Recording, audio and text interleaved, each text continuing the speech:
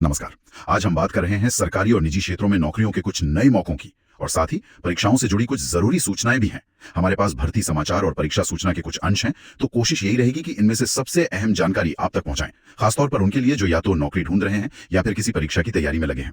तो चलिए शुरू करते हैं। सबसे पहले बैंकिंग सेक्टर की बात करें। State bank of India (SBI) ने सर्कल बेस्ड ऑफिसर यानी CBO के लिए आवेदन फिर से खोल दिए हैं। ये काफी बड़ा मौका लग रहा है। जी बिल्कुल, ये एक बड़ा अवसर है। इसमें कुल पद अगर देखें तो करीब 3000 है, मतलब 2964 पद।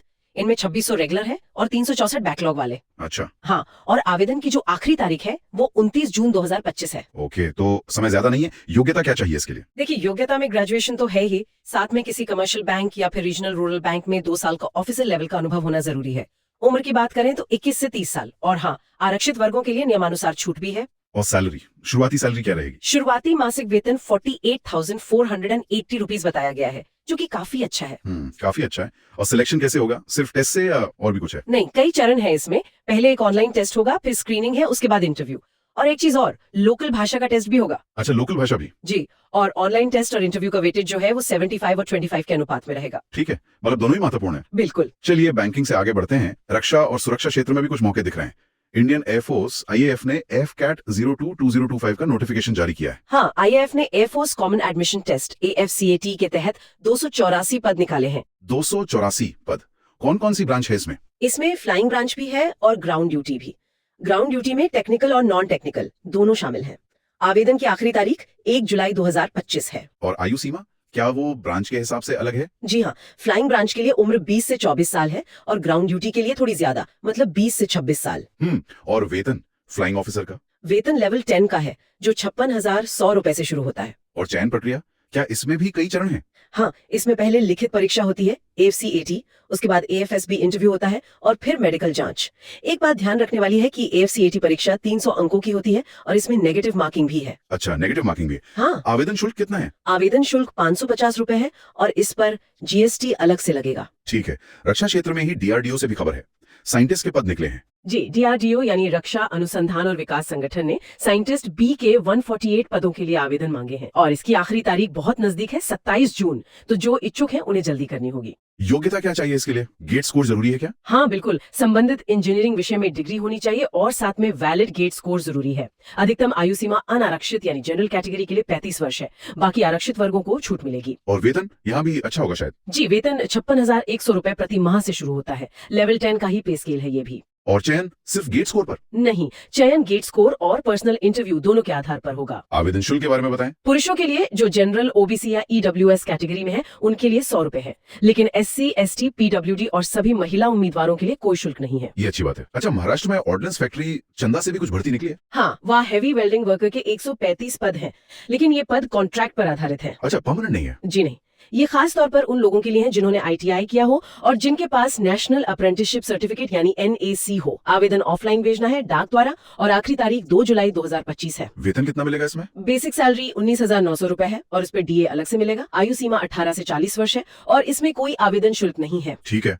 और चयन कैसे होगा?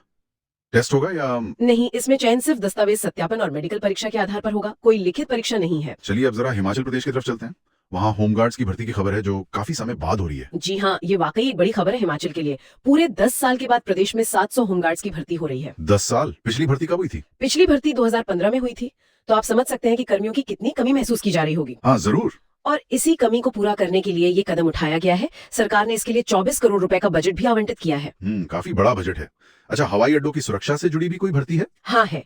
AAI cargo logistics and allied services company limited यानी AAICLS ने भर्तियां निकाली हैं। इसमें सिक्योरिटी स्क्रीनर के 227 पद हैं और असिस्टेंट सिक्योरिटी के 166 पद। कुल मिलाकर 393 वैकेंसीज हैं। अच्छा, 393 पद। ये परमानेंट है या कॉन्ट्रैक्ट पर? ये 3 साल के कॉन्ट्रैक्ट पर आधारित भर्ती है। आवेदन की अंतिम तिथि 30 जून है। योग्यता क्या चाहिए? सिक्योरिटी स्क्रीनर के लिए ग्रेजुएशन होना चाहिए और असिस्टेंट सिक्योरिटी के लिए 12वीं पास। न्यूनतम अंकों का प्रतिशत श्रेणी के अनुसार अलग अलग है। अधिकतम आयु 27 वर्ष रखी गई है। और चयन कैसे होगा? क्या इसमें भी टेस्ट या इंटरव्यू है? नहीं, इसमें दिलचस्प बात यह है कि चयन मुख्य रूप से 12वीं कक्षा के अंकों के आधार पर होगा। अच्छा, सिर्फ 12वीं के अंकों पर? ये तो अलग है जी। अब बात करते हैं PSUs की। हिंदुस्तान पेट्रोलियम HPCL में भी कुछ मौके दिख रहे हैं। हाँ, HPCL में कई तरह के पद हैं। Engineer, HR officer, chartered accountant, CA, junior executive जैसे कुल 372 पद हैं। तो इसमें तो कई तरह की क्वालिफिकेशन वाले लोग अप्लाई कर सकते हैं। बिल्कुल, graduate, BTech, diploma, CA, MBA ये सब लोग आवेदन कर सकते हैं अपने अपने संबंधित पदों के लिए। इसकी भी अंतिम तिथि 30 जून 2025 है। आयु सीमा क्या है? अधिकतम आयु सीमा पोस्ट के अनुसार अलग अलग है। 45 वर्ष तक है कुछ पदों के लिए। आवेदन शुल्क थोड़ा ज्यादा है, 1180 रुपए जीएसटी सहित, लेकिन एससी, एसटी और पीडब्ल्यूबीडी उम्मीदवारों के लिए कोई शुल्क नहीं है। ठीक है, और जो फ्रेशर्स हैं अभी अभी जिन्होंने पढ़ाई पूरी की है उनके लिए भी कुछ है। प्रसार भारती की इंटर्नशिप के बारे में सुना था। जी हाँ, प्रसार भारती टेक्निकल इंटर्नशिप दे रहा है।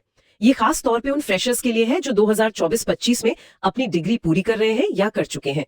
योग्यता में बीई, बीटेक, एमई या एमटेक होना चाहिए, वो भी निर्धारित ब्रांच में। कितने समय की होगी ये इंटर्नशिप और स्टाइपेंड मिलेगा? ये 1 साल की इंटर्नशिप है और हाँ, स्टाइपेंड भी मिलेगा 25,000 रुपए प्रति माह।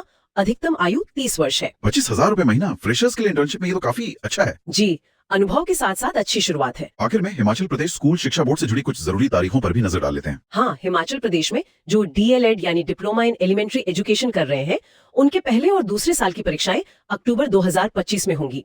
इसके लिए ऑनलाइन आवेदन 1 जुलाई से 31 जुलाई तक किए जा सकते हैं। परीक्षा शुल्क 1000 रुपए है। और मैट्रिक और जमा दो वालों के लिए भी कुछ अपडेट है? जी, मैट्रिक और जमा 2 की जो कंपार्टमेंट, इंप्रूवमेंट, एडिशनल सब्जेक्ट या सिर्फ इंग्लिश की परीक्षाएं होनी है, उनके लिए लेट फीस के साथ आवेदन करने की अंतिम तिथि बढ़ा दी गई है। कब तक? अब 26 जून तक आवेदन किया जा सकता है, लेकिन ध्यान रहे इसके लिए 1000 रुपए अतिरिक्त विलंब शुल्क देना होगा। मूल परीक्षा शुल्क तो श्रेणी के अनुसार 700 से 1150 तक है ही, उस पर ये लेट फीस अलग से लगेगी। तो लेट फीस काफी ज्यादा है। हाँ।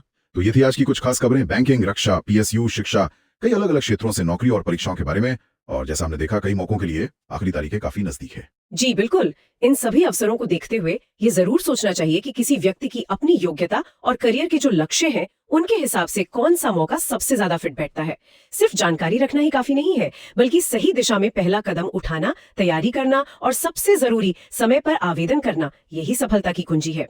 और हाँ, ये भी सोचना होगा कि इस बढ़ते कंपटीशन में अपनी जगह कैसे पक्की की जाए।